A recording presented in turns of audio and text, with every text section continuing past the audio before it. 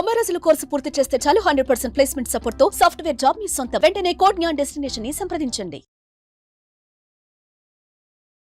Welcome to Suman TV. నేను మీ Suman TV. నాకు singer కల్పన గారు సూసైడ్ అటెంప్ట్ చేశారని చెప్పేసి బ్రేకింగ్ న్యూస్ అందరం చూసాము. అయితే వాటికి సంబంధించినటువంటి కారణాలు ఏంటి, ఏం జరిగి ఉండొచ్చు, అండ్ దానితో పాటు ప్రస్తుతం మనకు తెలిసినటువంటి వాస్తవ కోణాలు ఏంటి, హాస్పిటల్ నుంచి వచ్చినటువంటి బులెటిన్ ప్రకారం ఏం జరిగింది, ఫర్దర్గా ఏ విధంగా ఉండబోతుంది అనేది ఈరోజు మనతో పాటు హైకోర్టు అడ్వకేట్ అలగరి రవీంద్రనాథ్ గారు ఉన్నారు. అది వారి మాటలో తెలుసుకుందాం.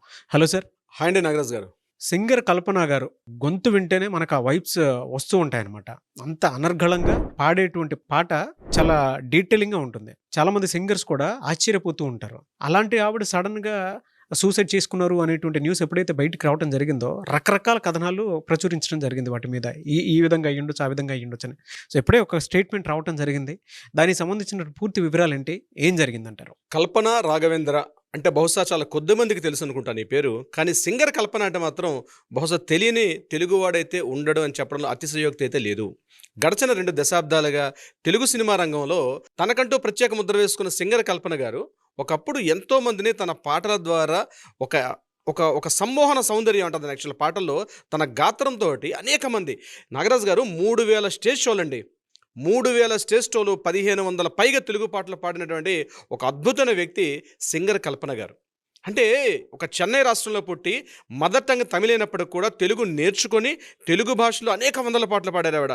ఏఆర్ రెహమాన్, మణిశర్మ, అదేనేమి కేవి మహాదేవన్ గారు, దేవిశ్రీ ప్రసాద్ గారు, ఇలా టాప్ మోస్ట్ ప్రతి మ్యూజిక్ డైరెక్టర్ దగ్గర కూడా అంటే ఆవిడకంటూ ఒక కంపోజ్ చేసినటువంటి స్టార్డమ్ తెచ్చుకున్నారు ఆవిడ. అంటే ఆవిడ కోసంగా ప్రత్యేకంగా ఒక సాంగ్స్ తయారు చేసుకుంటారు. అంటే కర్ణాటక మ్యూజిక్ కావచ్చు, లేకపోతే హిందుస్థానీ మ్యూజిక్ కావచ్చు. ఈ మ్యూజిక్లో తన గాత్రంలో ఎటువంటి గమకాలైనా అద్భుతంగా పలికినటువంటి గొప్ప సింగర్. అటువంటి సింగర్ కల్పన గారు నిన్న అత్యంత దయనీయ స్థితిలో, నిన్న ఒక వీడియో ఫోటో చూస్తే కాసేపు చాలా బాధ అనిపించే విషయం ఏంటంటే, ఎవ్వరూ లేని ఒక ఎలోన్గా, ఒక సింగిల్గా కొన్ని నిద్ర మాత్రలు మింగేసి అచేతనంగా ఒక మంచం మీద అట్లా పడుకున్నటువంటి కొన్ని విజువల్స్ మనకు కనిపించాయి. అంటే ఆత్మహత్యా ప్రయత్నం చేశారని చెప్పి మీడియా ప్రతినిధులు పూర్తిగా వెళ్తూ కొంతమంది పోలీసుల యొక్క సారథ్యంలో వెళ్ళి తలుపులు బద్దలు కొట్టి లోపలికి వెళ్ళి చూసేసరికల్లా విగత జీవిగా పూర్తిగా మంచం మీద పడి ఉన్నటువంటి ఒక ఆమెను చూసే కాసేపు మన లాంటి వాళ్ళకి భయం అనిపించింది. ఎస్లో వీడియో ఫుటేజ్ మనం చూసాం. తర్వాత ఇమీడియట్గా అక్కడ దగ్గరగా ఉన్నటువంటి శ్రీశ్రీ హోలిస్టిక్ హాస్పిటల్ ఆవిడ అడ్మిట్ చేయడం, మాట్లాడే స్థితిలో లేనటువంటి అచేతన స్థితిలో ఉన్నారు ఆవిడని తీసుకెళ్లి సుమారుగా ఒక 48 గంటల పాటు సుమారుగా నాకు తెలుసు అనుకుంటాను సుమారుగా వెంటిలేషన్ మీద పెడితే కొన్ని గంటల క్రితం ఆవిడ వెంటిలేషన్ నుంచి బయటకు వచ్చి ఇలా ఎందుకు జరిగిందంటే రకరకాల కథనాలు మీడియాలో ఇలా ఎందుకు జరిగింది, సింగర్ కల్పన గారు వాళ్ళ హస్బెండ్ నుంచి ఏమైనా ఇబ్బందులు ఉన్నాయా, లేకపోతే తన కూతురు వాళ్ళ ఇబ్బందులు ఉన్నాయా, ఒకప్పుడు టాప్ మోస్ట్ సింగర్ కదా, ఎంతో మంది సింగర్స్ ఉన్న స్థితిలో ఆమె ఎవరితో చెప్పుకోవచ్చు. ఎందుకంటే తనకంటూ ఒక మ్యూజిక్ టీం ఉంది ఆవిడ చుట్టూ కూడా. అంటే తన తోటి సహోద్యోగులు కొంతమంది సింగర్స్ కావచ్చు, మేలు ఫిమేల్ కారుణ్య కావచ్చు, లేకపోతే సింగర్ సునీత గారు, ఇట్లాంటి వాళ్ళతో మంచి సత్సంబంధాలు ఉన్నాయి.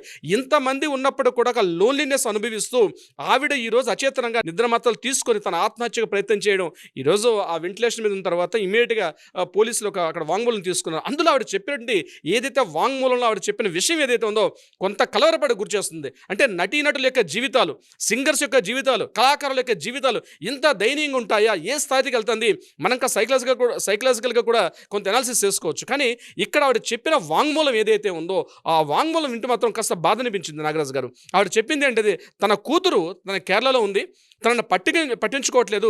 నిన్న ఈ సంఘటన జరగడానికి కొన్ని గంటల ముందు ఆవిడ మరలా కేరళ నుంచి హైదరాబాద్ రావడం, తను ఉన్నటువంటి ఇంట్లో నిజాంపేటలో ఉండి ఏం డిస్కషన్ జరిగిందో తన కూతురికి తనకు మధ్య సంగతి తెలియదు. 2010లో మొదటి భర్తతో విడిపోయారు, రెండో భర్తను మ్యారేజ్ చేసుకుని, మొదటి భర్త ప్రసాద్ అనుకుంటాను, అతను విడిపోయారు, రెండో భర్తతో ఉన్నారు. ఇప్పుడు ఆ రెండో భర్త కూడా సరైనటువంటి సత్సంబంధాలు లేనట్టుగా తెలుస్తున్నాయి. ఏం జరిగిందో తెలియదు కానీ ఆత్మహత్య ప్రయత్నాన్ని చేసినట్టుగా కూడా మనకు ఆ విజువల్స్ కనిపించాయి. అయితే ఇక్కడ తనకు ఆత్మహత్యకు ప్రేరేపితం చేసినటువంటి సంఘటన ఏమి దారితీస్తుంటుంది అంటే, ఆవిడ వాంగ్మూలం యొక్క స్టేట్మెంట్, ఆవిడ ఇచ్చినటువంటి స్టేట్మెంట్ తీసుకొని ఆ సిచ్యువేషన్ కాస్త మనం అక్కడ అనలైజ్ చేసుకుంటే మనకు క్లియర్గా తెలిసింది ఏంటంటే, తన కూతురు తనకు దగ్గరగా, తనకు 3 పిల్లలు, అందులో పెద్ద కూతురు 19 సంవత్సరాలు.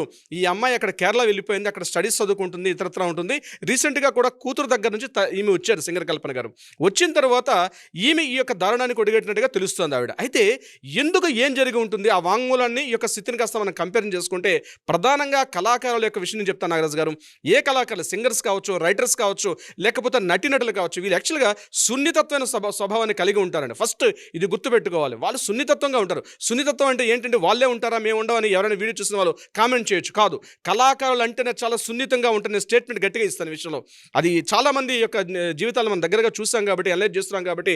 ఒక ఇంతకుముందు చనిపోయిన రంగనాథ్ గారు గారు కావచ్చు, అంతకుముందు చనిపోయిన ఉదయ్ కిరణ్ గారు కావచ్చు, అంతకుముందు కొంతమంది నటీనటులు తమ జీవితాన్ని ఏ రకంగా క్లోజ్ చేసుకున్న విషయాన్ని మనం చూసినట్లయితే చాలా సున్నితంగా ఉంటారు. అంటే ఆ సున్నితత్వం ఉండబట్టే వాళ్ళు తమ గొంతుకుల్లో కావచ్చు, తమ నటనలో కావచ్చు, ఆ భావాలను పలికింపజేస్తారు. కొన్ని వేల మందిని మంత్రముగ్ధం చేయగలుగుతున్నారు. అయితే సింగర్ కల్పన గారి విషయంలో కూడా అద్భుతమైన గాత్ర సౌందర్యం ఆవిడది. అనేక భావాలు పలికిన గాత్ర సౌందర్యం. ఖచ్చితంగా ఆమె యొక్క గాత్రం దగ్గరగా తీసుకొని ఆమె యొక్క సైకలాజికల్ అనాలిసిస్ ఆమె చాలా సున్నితత్వమైన వ్యక్తి.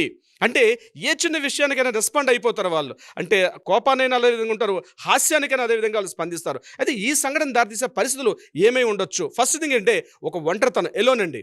ఆ ఎలోను సొంతంగా ఒంటరి, నా వాళ్ళు నా దగ్గర లేరు, నేను ఒంటరిదాన్ని అయిపోతున్నాను, నాకు అసలు అవకాశాలు లేవు, నాకు దిగులు స్టార్ట్ అవుతుంది.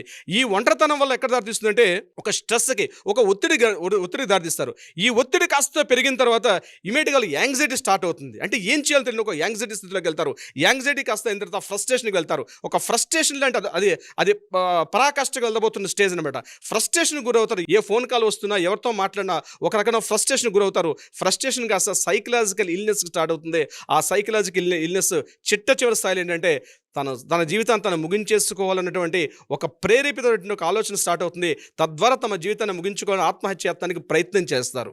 సున్నితత్వ హృదయాన్ని కలిగిన కల్పన గారు ఈ సున్నితంగా ఉంటారు అని చెప్పడానికి కారణం ఏంటంటే, ఇంతకుముందు బిగ్ బాస్ సీజన్ 1లో ఆవిడ పార్టిసిపేట్ చేసినప్పుడు తనకు కొన్ని విషయాలు అప్పుడు జూనియర్ ఎన్టీఆర్ గారు మాట్లాడిన సందర్భాల్లో నాకు కొన్ని పర్సనల్ సఫరింగ్స్ కొన్ని ఉన్నాయి, ఆ పర్సనల్ సఫరింగ్స్ వల్ల నేను చాలా డిస్టర్బ్ గురవుతున్నానని చెప్పి మాట్లాడడం కూడా జరిగింది. ఆ క్లిప్పింగ్స్ ఇప్పటికి కూడా మనకి యూట్యూబ్ వీడియోలో అవైలబిలిటీ ఉంది. వీలైతే ఒకసారి చూస్తే మనకు అర్థమవుతుంది. అంటే నేను చెప్పబోతుంది సున్నితమైనటువంటి మనస్సును కలిగి ఉండడం అన్నది ఒక కళాకారులకి, ముఖ్యంగా ఈ సింగర్స్కి రైటర్స్కి చాలా ఆ భావాలు అట్లా ఉంటాయి. True sir. అంటే జూనియర్ ఎన్టీఆర్ గారితో ఆవిడ మాట్లాడేటప్పుడు కూడా క్లిప్పింగ్ ఒకటి ఉంటుంది కూడా, పర్సనల్గానే కొన్ని సఫరింగ్స్ ఉన్నాయని చెప్పి జూనియర్ ఎన్టీఆర్ గారితో చెప్పి ఆవిడ ఒక లడ్డూ తీసుకుని తినటం కూడా చూస్తాం మనం. బిగ్ బాస్ షోలో భాగంగా జరిగినటువంటి టాస్క్లో జూనియర్ ఎన్టీఆర్ గారు ఇస్తారనమాట. అప్పుడు చెప్పినప్పుడు కూడా నేను విన్నాను. అదే ట్రూ. ఎలా సార్ అంటే ఒక మనిషి అంత స్టేట్ ఆఫ్ మైండ్లోకి వెళ్ళిపోయినప్పుడు వాళ్ళకి అంటే ఏం దొరక్క ఆ విధంగా బిహేవ్ చేస్తారో, ఆ టైంలో ఏం చెయ్యాలి? బీయింగ్ అడ్వకేట్ మీకు చాలామంది కలుస్తూ ఉంటారు కాబట్టి అడుగుతున్నాను. సో ఏదైతే వాళ్ళు సఫర్ అవుతున్నారో ఆ సఫర్ని లిజన్ చేసేవాళ్ళు, అంటే వినేవాళ్ళు లేకపోవడం. ఫస్ట్ ప్రధాన ప్రాబ్లం ఏంటంటే వినేవాళ్ళు లేకపోవడం. అంతేకాకుండా ఎక్నాలజ్ చేసేవాళ్ళు లేకపోవడం. ఈ సమస్య జనరల్గా అందరికీ జరిగేదే, ఇది నీ ఒక్కరికే కాదు, ఇట్లాంటి సమస్య చాలామంది ఫేస్ చేస్తారని చెప్తూ వాళ్ళకు ఒక భరోసా, అంటే వాళ్ళకు ఓదార్పిచ్చేవాళ్ళు, ఎక్నాలజ్ చేసేవాళ్ళు ఎవరో లేకపోవడం అన్నది రెండో పరిస్థితిగా చెప్పొచ్చు. సమస్యను గుర్తించి చెప్పాలి. ఆ సమస్య గుర్తించి చెప్పేవాళ్ళు. అంటే ఒక్కదానికే కాదు, ఇది అందరికీ జరిగేటువంటి ప్రక్రియే, దయచేసి అది మీరు కూడా గుర్తించాలి, మీరు భరించలేని స్టేజ్కి వెళ్ళిపోవద్దని చెప్పేసి చెప్పాల్సినటువంటి బాధ్యత కూడా ఉంటుంది. బాధ్యత కూడా తప్పనిసరిగా ఉంటుంది, ఎక్నాలజ్ చేసేది బాధ్యత కూడా ఉంటుంది. మూడోది ఏంటంటే సపోర్ట్. నాగరాజు గారు, సపోర్ట్ చాలా చాలా ఇంపార్టెంట్. అంటే అట్లీస్ట్ వాళ్ళతో పాటు ఒక రోజు, 2 రోజులు, 3 రోజులు ఉండి ఆ సమస్యలో బాధపడుతున్నటువంటి వ్యక్తిని గుర్తించి నేను చెప్పేటికి ఎక్నాలజ్ చేస్తూ సపోర్ట్ చేయడం అనేది, ఇది నీ ఒక్కరికే కాదు, ఇది సహజంగా జరుగుతుంటుంది, కాలంగా అన్ని సమస్యలకి పరిష్కారం చెప్తుంది, కానీ ఇటువంటి స్థితిలోకి వెళ్ళకూడదు అని. అందుకే ఒంటరితనాన్ని మనం చెప్పుకోవడానికి కూడా కారణం అదే. ఈ ఒంటరితనం ఎప్పుడు ఫీల్ అవుతారంటే, ఇప్పుడు మనం చెప్పినటువంటి ఈ లిజన్, ఎక్నాలజ్ చేసే వాళ్ళు సపోర్ట్ లేకపోతే ఒంటరితనానికి దారితీస్తారు. ఎప్పుడైతే ఒంటరితనాన్ని దారితీస్తుందో అదొక వ్యసనానికి దారితీస్తుంది. నాగరాజు గారు, ఏదో వ్యసనానికి బానిస అవుతారు. డ్రగ్స్ కావచ్చు, స్లీపింగ్ పిల్స్ కావచ్చు, ఇతరత్ర వ్యసనాలకి దారితీసే పరిస్థితి వస్తుంది. ఇది చాలా మంది కళాకారులు, ఎక్కువగా సినిమా రంగంలో ఉన్న వాళ్ళు కావచ్చు, లేకపోతే కళారంగంలో ఉన్న వాళ్ళు కావచ్చు, రైటర్స్, సింగర్స్ ఎక్కువగా ఇటువంటి ఒక గ్యాప్, దాన్ని ఏమంటారంటే ఒక వ్యాక్యూమ్ అంటారు, ఆ వ్యాక్యూమ్కి గురవుతారు.